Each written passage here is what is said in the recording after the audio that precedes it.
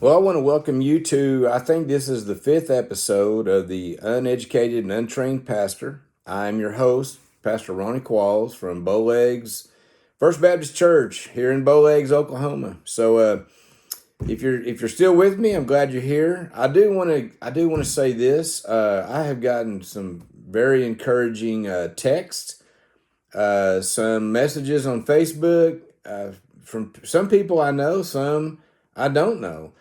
And I just want to thank you for that. Some things that come to my mind. I'm getting close. I'm getting close to that 1,000 subscribers. I think I'm up to 39, so we're getting close. Just I really don't care about stuff like that. I don't care if I never make a dime from this stuff. That's not the point of this. But I will say this: if you watch the video and you like it, hit the like button. And I never thought of that. I've watched a lot of videos in my time and liked them, loved the video, shared them, but I never hit that like thing. And I don't know exactly what that does, but maybe there's a reason. Maybe, with YouTube, maybe it helps boost, to a broader audience or something like that. Also, I want to say this. I'm going to be trying in the near future to get with some guys that can help me out a little bit, because I'm not only am I the uneducated and untrained pastor, I'm uneducated and untrained in techie type stuff.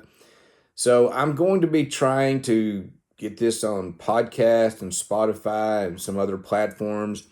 I've had people tell me, man, I don't watch things as I'm driving a lot, but I would love to listen to it as I drive. So pray for me that I can get that done. The sooner the better, I think. But I just want to thank you for that. So with all that being said, if you've never heard this before, what is the uneducated and untrained pastor? Well, that's me. I'm probably the kingpin of that. I grew up, I didn't go to church. I was not raised going to church, I'll put it that way. And so when I became a Christian, long story, but I've never been formally educated or formally trained as a pastor. It's really been the school of hard knocks. Nonetheless, I believe God put a call on my life, called me to ministry, called me into pastoral ministry, and which is what I'm still doing. And so what my hope is that I believe there's other people out there, other men out there that are pastoring churches, a lot of times in small rural communities. And I just want to encourage you. I want to encourage you to stay the course. I want to help strengthen you, that you don't feel like you're second class. If you've had no formal education, training, anything like that, because a lot of times we'll go spend a lot of, our hard-earned money to go to a conference to tell us how to, be a better pastor, grow a church, all those things. And I'm going to just continually encourage you in this. Do it the biblical way. Be a man of prayer. Preach the word. Fellowship. Love your people. Have communion, not just communion in church, but a community, that you're really just being Christians. That's really what it is. And so there's no magic formula to success other than just simply being obedient to what God has called you to do. And I'll say this again. I think I've said this on another podcast. Brother, listen to me. If you're pastoring somewhere, if God has called you there, now the key there is called, and that's what we're going to be talking about today. If God has called you to that church, I want you to know something. No one can do better than you what God has called you to do, okay? He called you. He put you there for a reason. He didn't call John MacArthur to go there. He put you there. So know this, that what you're doing is the work of the Lord, and He has assigned you to that specific task. So that being said, I think the last episode, I just talked about, being called into ministry. Am I called to preach? Am I called to pastor? And I talked about those things. What I want to talk to you about now, though, is especially in pastoral ministry, and this could even go into evangelism if you feel like you've been called to be an evangelist, or today's term would be missionary. It doesn't change, okay? Listen, I don't believe that just because you've been called to be a pastor that all of a sudden you've got to run out like some wild crazy man, like, oh, I've got to find a church, this is what I'm supposed to be doing. No, listen, as much as it's a calling to ministry, I also happen to believe that God will call you to a church. So the first thing I want to say is this. If God has called you to be a pastor, guess what?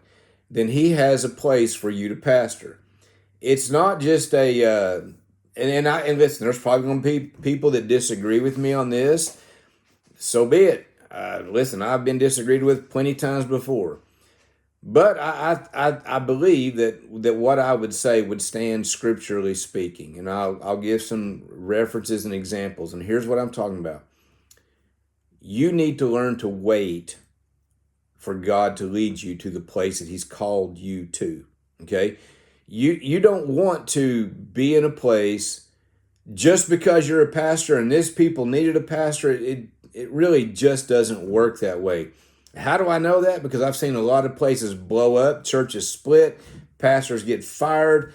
I mean, it starts off, this is God's man for our place, and 6 months down the road, it's crazy. It's kind of like this sometimes. Let me just put it this way. Sometimes, a lot of times, churches are in need of a pastor, and they'll invite somebody in. And the longer they've been without a pastor, the worse it gets. It's kind of like this. It's kind of like somebody that really, like say a girl wants a husband really bad. Well, she ain't had a boyfriend in a long time. She's getting older, so she's in panic mode. First guy that comes along that shows her some attention, and he's in the same boat, man. Maybe he's been looking to get married too, and next thing you know, they just think they're in love. They held hands on the first date. He kissed her. I'm in love, and they have a very short courtship, dating series, whatever you want to call it. Next thing you know, man, they get married. Well, they really don't know each other or anything like that. They just thought, oh, this is the end all. We're different from every other couple. This is the man God gave me. This is the woman. 6 months to a year down the road, they're divorced. And you're thinking, well, what happened to all that? Well, he found out she was crazy. She found out he was a lazy bum, all these things.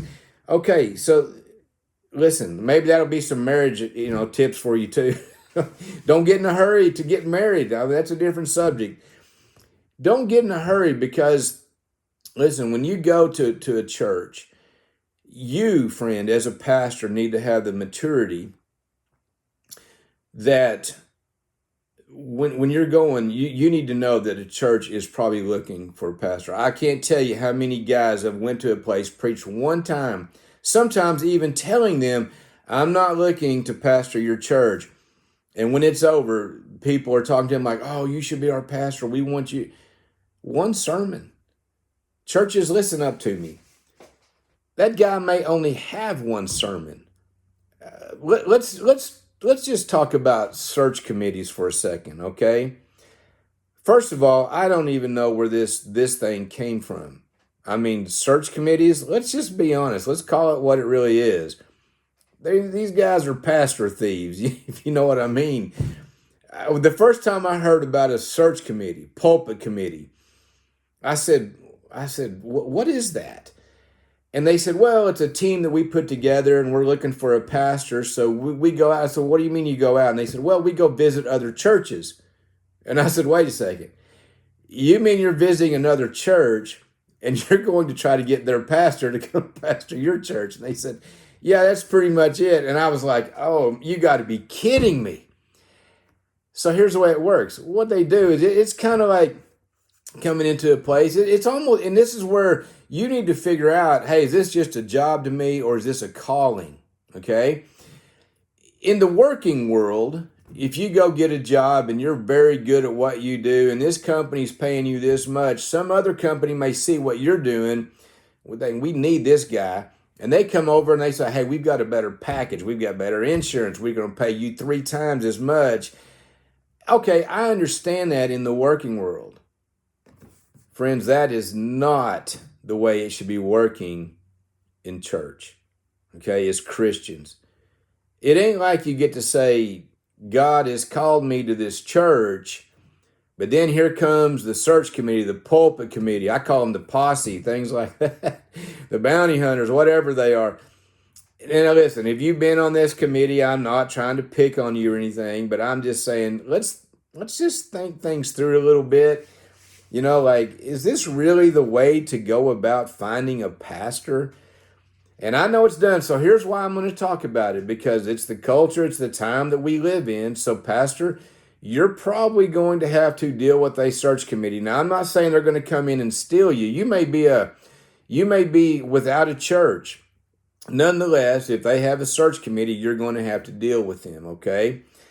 Now, you have to know this. Most search committees are not even asking you the right questions. Most search committees are asking you questions like this: how can you grow our church? How can you grow our youth group? Things like that. Can I tell you something? Here's the answer to that. I cannot do either of those things. You want to grow the youth group? I had more babies. That's a natural, organic way to grow the youth group. But as far as like drumming up kids out of the neighborhood and stuff, listen, I want you to know something, Pastor. You have not been called to grow a church numerically, okay? However, you have been called to feed the church. You have been called to edify, to build up.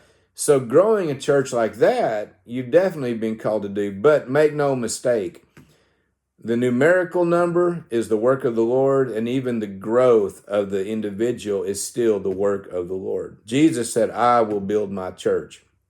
You may be the means, the tool that grows them in an inward way where they're being conformed to the image of Christ, but make no mistake, the work is the Lord's. So I'll just show you how these search committees work oftentimes. You come in for an interview and, you talk to them and all this, and they have you come preach on some Sunday. And so you come and they'll just usually let you preach whatever you want. Now, oftentimes you're going to bring probably your best or second best sermon. And a lot of times they'll call you back for a second time. Well, that second time comes around and man, they're ready to have what they call a view to a call. Now, I have never figured out how those words make sense, that a view to a call. I guess they're viewing you, looking at you, listening to you to a call. Now, keep in mind the word call, meaning, is this the man that God has called to our church?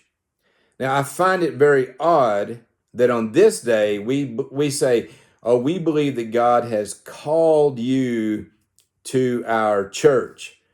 And then 6 months down the road, you're nothing but the devil in disguise, and they're running you out on rails. I mean, now that's the extremes, Friends, you don't get to play fast and loose with that. You don't get to say God called this man, and then when this man is trying to lead the church, you don't like it.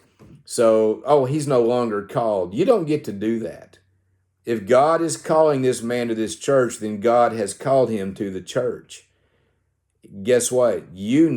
As a member, you need to submit to that authority, biblically speaking. I'm not talking about he's a dictator, anything like that, but you need to respect that man in just the position, the title that he has, and things like that. The Bible says, submit to those that have the rule over you. And when I talk about rule, I'm talking about those that lead you, not like a dictator. I don't believe it like that. So here's the thing. On the one hand, now listen, if you're part of the search committee, can I help you out just a little bit on really how to address a potential pastor, okay? Ask him the real questions. Ask him, say, can you just tell us what the gospel is? Have him share that. Tell us, tell us about God. Tell us about Jesus. How do you think these questions should be Christianity 101, especially for a pastor. And yet you get some live wires in there, man. You get some loose cannons come in, and they're preaching things like the Mormons, man. They're saying, well, I believe that Jesus was the half brother of Lucifer. I say, what? I would like to tell you that I'm making that up, but those things have happened.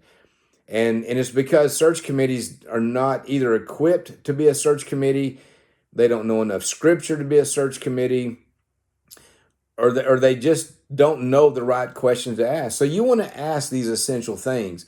Not only that, but when you got a guy coming in, as much as the pastor needs to learn to wait on the Lord, church, you do too. I don't care if you've been 2 years without a pastor, okay?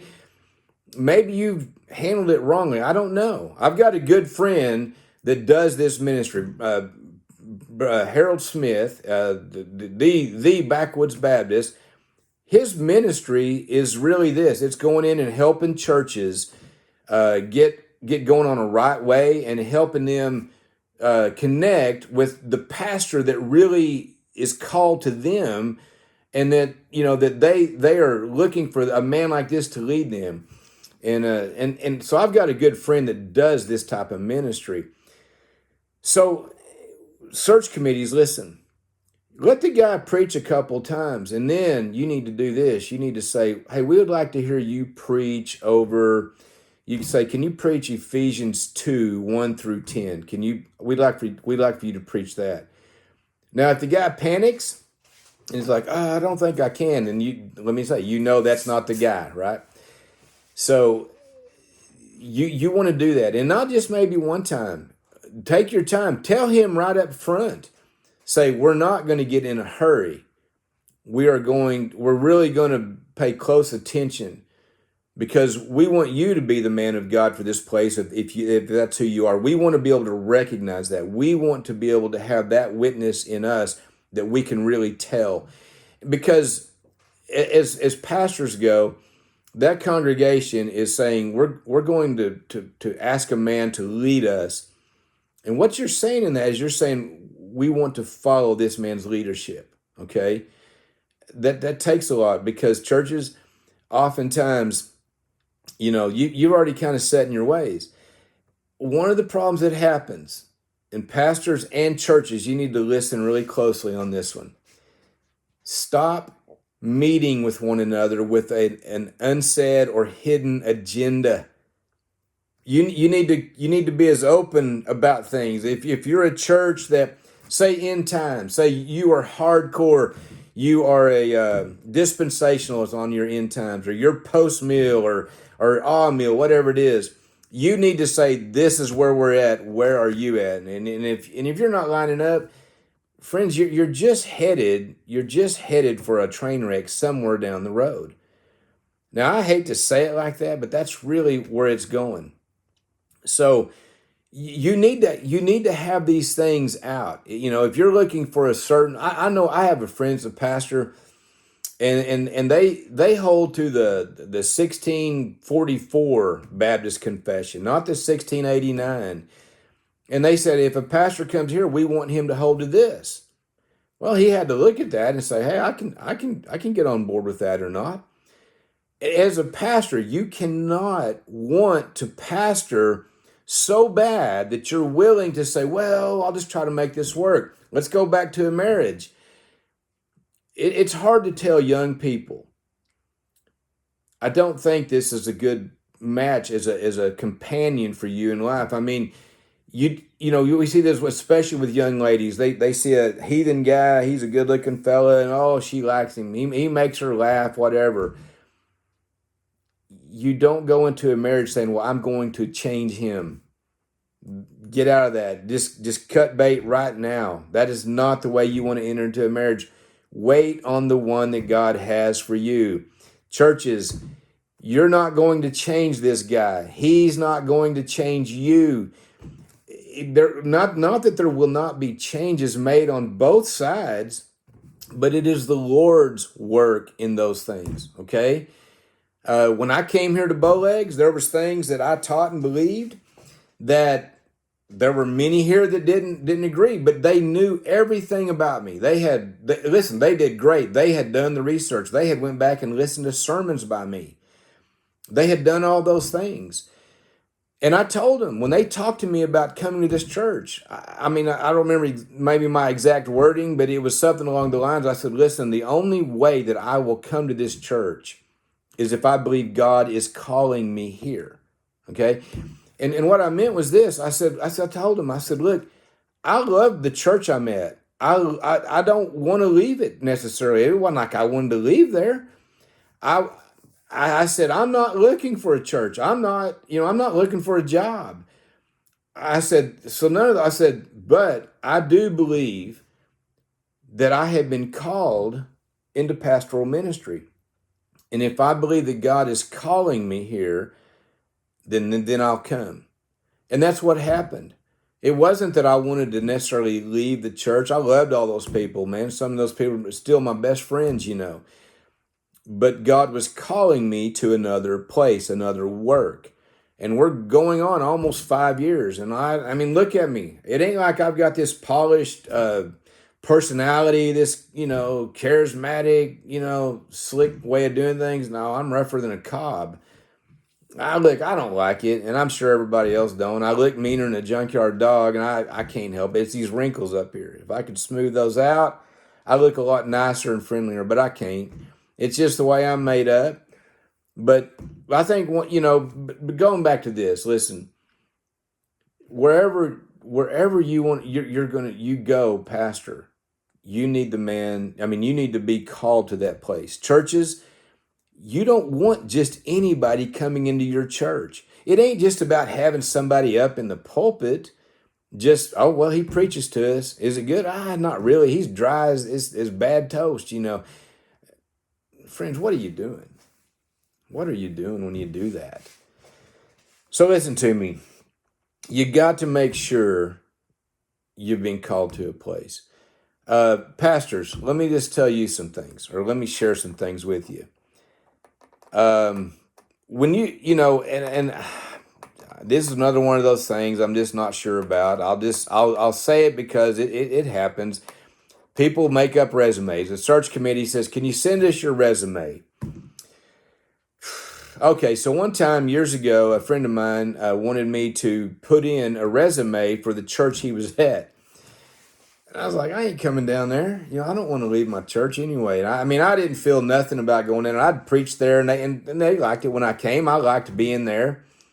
But I thought, you know what? I've never sat down with a search committee. I thought, I'll just do this. So I made up a resume. Well, on my resume, I did it like I do anything. I just kind of tell you my past. Well, part of my past included 18 years of being in a questionable type of church. So when I sat down with everybody, we sat down, and so I'm expecting questions, and everybody just kind of stalled out a little bit. And so finally, I kind of had to help them. I said, "Hey, you can ask me whatever." They'd read over my resume, and they said, "Hey, can you tell us about this church?" And I said, "Sure." I said, "What do you want to know?" And so they'd ask me questions, and I'd kind of answer it, and I'd say, "Anything else?" They said, "What can you tell us more?" And all they're asking me about is the church I'd been in early in my first beginnings of Christianity, and I want to tell you something. The interesting thing is when resumes are made up, they are the most polished looking garbledygoo I've ever seen. It's like, they use all the nice words and everything that makes us look as impressive as it is. When the truth is this, listen, if I was to make a resume up, I'd say, well, I had about 18 years of that. 15 of it, I was, pastoral type ministry. I've also done about 14, 15 years of prison ministry. I've done several years of nursing home type ministry. I'm just going to street evangelism. There's just different things I've done. And I'm just telling them, but I'm not telling it like all of these things are what qualifies me. All of these things are what tells me I'm the guy for your church. That's not. None of that makes me the guy for your church, okay? I want to give you one other one. I had a guy from the search committee call me one time about a friend, and this friend I keep mentioning, he's actually been in 3 of these stories. You just don't know his name. But it was going to be his first time to pastor a church, and this guy calls me, and he says, well, man, I've listened to his sermons. I love the way he preaches. I love, and all this stuff. He loved everything about it, but he said, we've got it written up in our bylaws that we will not have somebody come as the senior pastor who does not have pastoral experience. And I said, well, looks to me like you've painted yourself in a corner with some kind of unbiblical thing that you've written in your bylaws. I said, where in the world does the Bible tell you anything like that? I'm kind of, getting onto the guy a little bit in a nice way. Okay, I wasn't being a jerk. But I said, well, here's all I can tell you. I said, what you're probably about to do is you're probably about to just bypass on somebody that you're really feeling like God has possibly called there, but you've trapped yourself because you've made these bylaws that says, well, if he doesn't have this, we can't do it. I understand this bylaw stuff. I get it somewhat, but let me tell you something. Don't put things in there that just aren't biblical. Don't put things in there that just are just bad. It's just wrong. Now, let me show you something about what I'm talking about on a calling, okay? Oftentimes, because this is not treated as a calling to a church, it's treated as a job. Somebody comes along, say you're pastoring, you're in this little church, but man, the word's out on the street, man, this guy can preach. He can preach. So what happens is they come in, they hear you, and they're like, oh man, we got to have this guy. Well, you're over here and you're bivocational. You don't even have a parsonage, it's struggle, man. You're having to work 40 plus hours a week. You're trying to do this.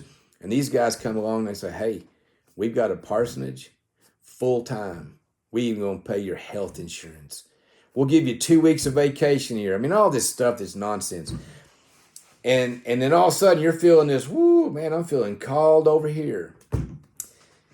Friend, you're treating it like a job.